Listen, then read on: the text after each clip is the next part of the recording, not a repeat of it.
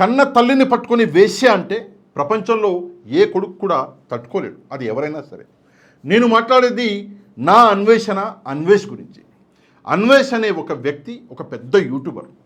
తాను కొంతమందిని ఉద్దేశించి, ఉదాహరణకి భయ్యా సన్నీ యాదవ్ అని చెప్పేసి ఒక యూట్యూబర్ ఉన్నాడు, ఆయన తల్లిగారిని ఉద్దేశించి అవసరమైతే నీ తల్లిని నాంపల్లి రైల్వే స్టేషన్లో పడుకోబెట్టు అని చెప్పేసి దారుణాతి దారుణంగా ఒక మహిళని, అది కాకుండా ఒక తల్లిని ఇంతలా దూషించాడు.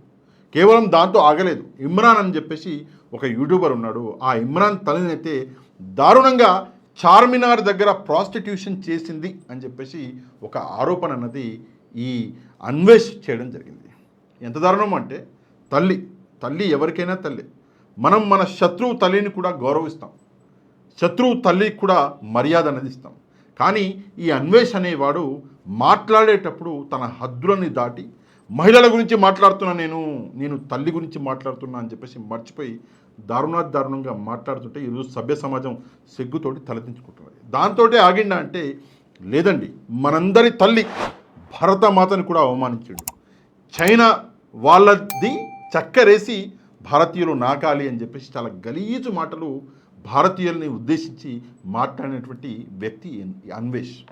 ఎంత దారుణం అంటే చైనాతోటి ఇండియాని కంపేర్ చేస్తావు. నేను ఒక విషయం తెలవక అడుగుతా అన్వేష్ని, మన తల్లి అందంగా లేదు, లేదా మన తల్లి కొంచెం నల్లగా ఉంది, లేదా మన తల్లి ఫేస్ మీద మచ్చలు ఉన్నాయని చెప్పేసి మన తల్లిని మనం ప్రేమించమా? మన దేశంలో ఏదైనా ఇష్యూ ఉంటే మనం ఆ ఇష్యూని కరెక్ట్ చేసుకోవాలి, మనం కష్టపడి పని చేయాలి, దేశంలో ప్రతి ఒక్కరిని కష్టపడి పనిచేసేలా చేయాలి. అంతేకాని పరాయి దేశంతో పోల్చి నీ కన్న తల్లిని, మా అందరి కన్న తల్లిని, భరతమాతని నువ్వు దూషించినా కూడా ఊరుకున్నారు చాలామంది. ఎందుకు ఊరుకున్నారు అంటే, సరే తాను చెప్పే కంటెంట్ కరెక్ట్గా లేకపోయినా కూడా సబ్జెక్టు కరెక్ట్గానే ఉందిలే, సరే నోరు జారుతున్నాడు జారనీలే అని చెప్పేసి పెద్ద మనసు చేసుకున్నారు. కానీ ఈరోజు మహిళల పట్ల దారుణంగా మాట్లాడుతుంటే నిజంగా సిగ్గేస్తుంది. అన్వేష్ ఒక వీడియో చూసిన నేను, అన్వేష్ని కలవడానికి అన్వేష్ తల్లిగారు విదేశాలకు వెళ్ళడం జరిగింది. వెళ్తూ తన కొడుకు కోసం పచ్చళ్ళు, చాలా మెటీరియల్స్, తల్లి ప్రేమ కదా, తీసుకెళ్తే దాని మీద కూడా వీడియో చేసిండు అన్వేష్. నిజంగా అన్వేష్, నిన్ను ఒకటే ప్రశ్న అడుగుతా, నేను నీ తల్లిగారిని ఒకవేళ ఎవరన్నా ఈ మాట అనుంటే నువ్వు తట్టుకునేవాడివా? ఒకసారి ఆలోచించు. లేదంటే దాన్ని కూడా వీడియో చేసి దాని ద్వారా కూడా డబ్బులు సంపాదించాలి అనుకునేవాడివా? ఒక్కసారి ఆలోచించు. నీ తల్లి నా తల్లి కాదా? నీ తల్లి మా అందరికీ తల్లి లాంటిది కాదా? మరి నీ తల్లిని అందరూ గౌరవించాలనుకున్నప్పుడు నువ్వు కూడా అందరి తల్లులను గౌరవించాలి కదా. ఒకసారి మన సభ్య సమాజం ఏమనుకుంటుంది, సంస్కారం అన్నది మనకు ఉండాలి అని చెప్పేసి ఎందుకు ఆలోచించలేదు? సిగ్గుచేటిది. నెక్స్ట్ వచ్చేసి ఈ అన్వేష్ అన్న వ్యక్తి ఈ బెట్టింగ్ మాఫియా మీద నేనేదో పెద్ద యుద్ధం చేస్తున్నా అని చెప్పేసి ఒక మాట చెప్పడం జరిగింది. డైరెక్ట్గా సజ్జనార్ గారు అన్వేష్ ఇంటర్వ్యూ తీసుకునే అంత స్థాయికి నేను వెళ్ళిపోయానని చెప్పేసి గర్వం అన్నది అన్వేష్లో చాలా పెరిగిపోయింది. కాకపోతే అన్వేషే కాదండి, చాలామంది ఈ విషయం మీద మాట్లాడారు, పోరాటం చేశారు. అందరికంటే పోరాటం మొదలుగా చేసినటువంటి వ్యక్తి ఇక్కడ కనిపిస్తున్నాడు. ఈ వ్యక్తి, ఈయన మొదలు పెట్టాడు. ఈయన డైరెక్ట్గా వార్నింగ్ ఇచ్చిండు, నేను పెద్దవాళ్ళతో మాట్లాడుతున్నా ఈ విషయం మీద, రాబోయే రోజుల్లో కఠినంగా ఉంటాయి చర్యలు అని చెప్పేసి. ఈ వ్యక్తి ఒక యూట్యూబరు, చాలా మంచి వ్యక్తి, ఎప్పుడు కూడా తన భాష మీద కంట్రోల్గా ఉంటాడు, సమాజంలో ఎప్పుడు కూడా తిట్టలేదు ఈ వ్యక్తి అని నేను అనుకుంటున్నాను. అంటే నేను తన వీడియోలు చూస్తాను. నేను ఎప్పుడైతే నేను చూడలేదు తను ఎవరిని తిట్టగానో లేదా బ్యాడ్గా బిహేవియర్ అనేది నేను చూడలేదు. నిజంగా ఈ బెట్టింగ్ యాప్స్ మీద యుద్ధం చేసింది ఈ వ్యక్తి. కానీ ఈ అన్వేష్ అన్న వ్యక్తి ఏం చేసిండు అంటే, కేవలం తన ప్రమోషన్ల కోసం ముందు ఏం చేసిండు అంటే, ఈ భయ్యా సన్నీ యాదవ్ అన్న ఒక యూట్యూబర్తో పెట్టుకున్నాడు. ఆయనను మెల్లగా గెలికిండు. ఆయన ఏదో 4 తిట్లు తిట్టిండు, ఈయన మళ్ళీ 4 తిట్లు తిట్టిండు. ఆ వీడియోలు జనాలు పిచ్చోళ్ళలాగా చూసారు. అక్కడ అన్వేష్కి ఎక్కడ లేనంత సబ్స్క్రైబర్ బేస్ ఇంకా పెరిగింది. ఇంకా డబ్బు అనేది యూట్యూబ్ ద్వారా ఇంకా చాలా సంపాదించుకున్నాడు. తిట్టి కూడా డబ్బు సంపాదించుకున్నాడు. నిజంగా ఇది కేవలం మార్కెటింగ్లో ఒక స్ట్రాటజీ. దాని తర్వాత ఈ అన్వేష్కి దొరికింది ఏంటంటే ఈ బెట్టింగ్ యాప్స్ పేరు మీద ఈరోజు అన్వేష్ అంతా నేను చేస్తున్నా అని చెప్పేసి డైరెక్ట్గా సజ్జనార్ గారే నాకు ఇంటర్వ్యూ తీసుకున్నారు అని చెప్పేసి ఈరోజు ఎవరు ఆపినా కూడా ఆగని స్థాయికి వెళ్తున్నాడు. నేను సజ్జనార్ గారికి కూడా ఒక విషయం చెప్పాలి ఏంటంటే, సార్ యువర్ ఎ హీరో అంటే నిజం చెప్తున్నా, మనస్ఫూర్తిగా చెప్తున్నా, నా దృష్టిలో భారతదేశంలో మీరు ఒక పెద్ద హీరో. ఎందుకంటే మీరు చేసిన పని అలాంటిది. అంత పెద్ద హీరో అయిన మీరు ఒక వ్యక్తి ఇంటర్వ్యూ తీసుకునేటప్పుడు ఆ వ్యక్తి ఏం చేసిండు అన్నది ఒకసారి పాస్ట్లో తన హిస్టరీ ఒకసారి సెర్చ్ చేయాలి సార్.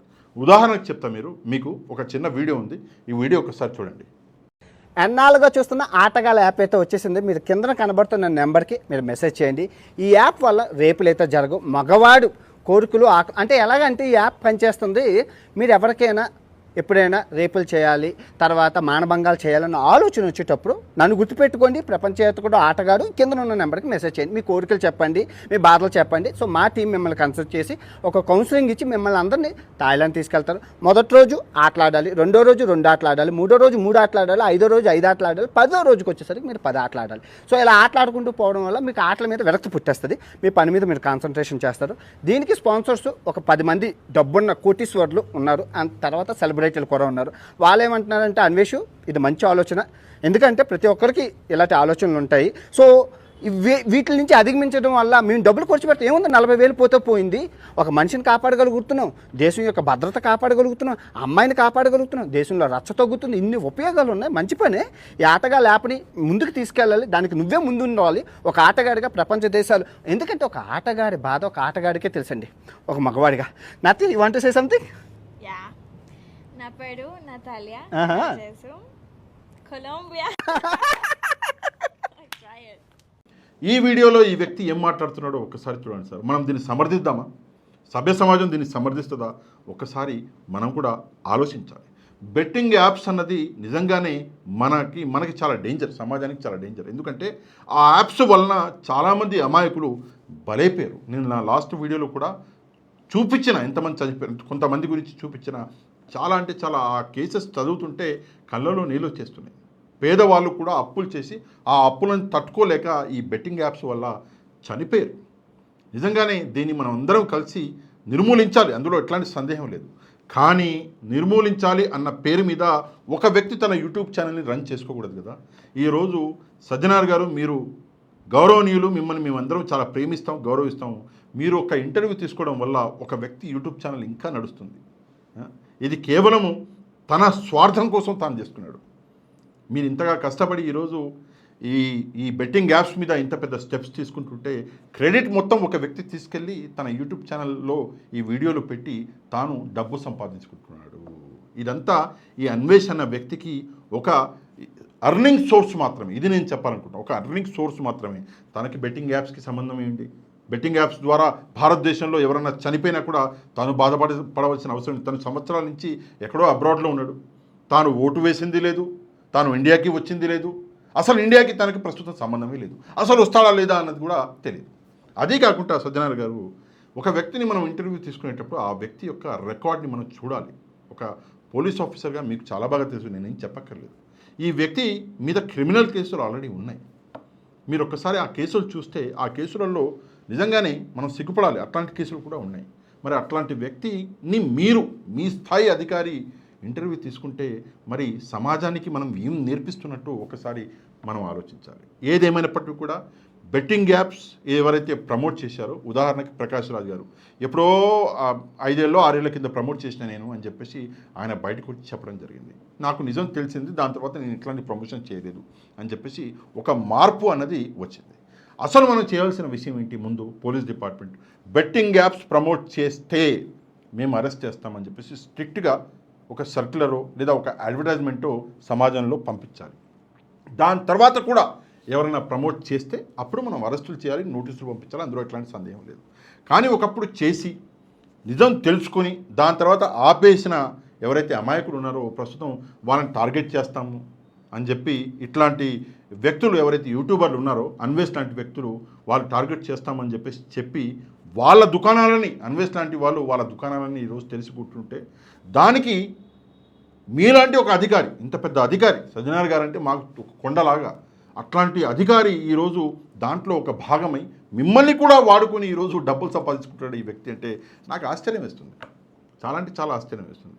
నో డౌట్ ఇది అవసరము. దీనివల్ల ఫ్యూచర్లో కూడా ఎవరు కూడా బెట్టింగ్ యాప్స్ని ప్రమోట్ చేయరు, అందులో ఎట్లాంటి సందేహం లేదు. కానీ ఎవరైతే అంటే 5 సంవత్సరాల కింద, 6 సంవత్సరాల కింద, 3 సంవత్సరాల కింద ప్రమోట్ చేశారో వాళ్ళని ఈరోజు శిక్షించడము అంత కరెక్టా? ఒకసారి ఆలోచించాలి. మరి ఏం చేయాలి? వాళ్ళని వదిలేయాలా? అట్లట్లా వదిలేస్తాం, వాళ్ళ వల్ల చాలామంది చనిపోయారు కదంటే వదలొద్దండి, వదలొద్దు. ఈడీని ఇన్వాల్వ్ చేయండి, చేసి వాళ్ళు ఎంత డబ్బు సంపాదించారో చూడండి. ఆ డబ్బు సంపాదించినటువంటి డబ్బు ఏదైతే ఉందో దాన్ని వడ్డీతో సహా వాళ్ళ దగ్గర నుంచి వసూలు చేయండి. వసూలు చేసి ఎవరైతే చనిపోయిన కుటుంబాలు ఉన్నాయో వాళ్ళ కుటుంబాలకు ఇవ్వండి. ఇదే న్యాయం, ఇదే ధర్మం, ఇదే చేయాలి. అది మానేసి ఈరోజు కేవలము మనము అందరం కూడా ఇంక్లూడింగ్ మీడియా, ఇప్పుడు ప్రస్తుతం ఉన్నటువంటి మీడియా కూడా ఏదైతే మన ఛానల్స్ ఉన్నాయో మెయిన్ స్ట్రీమ్ ఛానల్స్, వాళ్ళు కూడా ఇండైరెక్ట్గా అన్వేష్ లాంటి వాళ్ళ కోసం పనిచేస్తున్నారు. ఈరోజు ప్రతి ఛానల్లో అన్వేష్ అన్వేష్ అన్వేష్ అని చెప్పేసి మాట్లాడుతుంటే అన్వేష్కి నెగటివో పాజిటివో ఏదో ఒక మార్కెటింగ్ అయితే అన్వేష్కి జరుగుతున్నది. ఈరోజు అన్వేష్ పేరు అన్నది చాలా పెద్ద లెవెల్లో ఉంది. ఏదేమన్నప్పటికి కూడా తల్లిని దూషించడం అన్నది అతిపెద్ద నేరం ప్రపంచంలో. సరే, ఈరోజు సభ్య సమాజంలో ఈరోజు మనం చేయలేం, కానీ పాతకాలంలో అంటే త్రేతాయుగంలో ద్వాపరయుగంలో అయితే తల్లిని దూషించిన మరుక్షణం తలకాయ నరికేసేవాళ్ళు. మీకు కూడా తెలుసు, తల్లిని దూషించిన మరుక్షణం తలకాయ తీసుకెళ్ళిపోయేవాళ్ళు. ఈరోజు సభ్య సమాజంలో మనం బతుకుతున్నాము. ఇక్కడ మనకి చట్టాలు ఉన్నాయి. ఈ చట్టాలు అలౌ చేయవు ఆ పనికి, కానీ చట్టాలు చట్టపరంగా మాత్రం యాక్ట్ చేయొచ్చు కదా. మరి అట్లాంటప్పుడు అన్వేష్ మీద కూడా తప్పకుండా యాక్షన్ తీసుకోండి. తన మీద కూడా కేసులు పెట్టండి.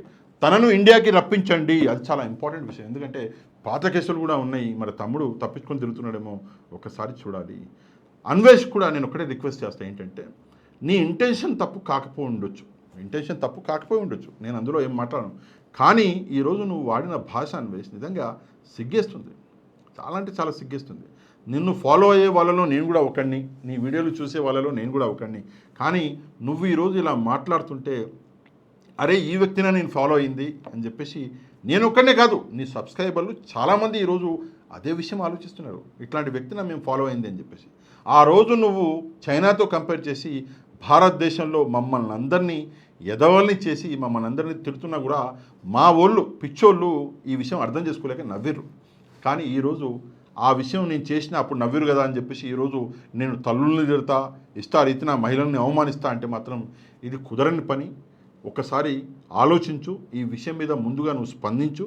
ఎలాగైతే బెట్టింగ్ యాప్స్ చేసి క్షమాపణలు అందరూ చెప్పుకున్నారో అలాగే ఈరోజు నువ్వు బయటికి వచ్చి నేను దూషించిన వాళ్ళని క్షమాపణ కోరుకుంటున్నా అని చెప్పేసి ఒక వీడియో అనేది జారీ చేయి. ఇది చాలా అవసరం. లేకపోతే రాబోయే రోజుల్లో ఏ భారతదేశాన్ని అయితే నువ్వు చాలా చిన్న చూపు చూసి కించపరిచావో ఆ భారతదేశ చట్టాలు మొత్తానికి నిన్ను నమిలి ఊసేస్తాయి. అందులో ఎట్లాంటి సందేహం లేదు. ఈ విషయం మీద మీరేమనుకుంటున్నారో తప్పకుండా కమెంట్ చేయండి.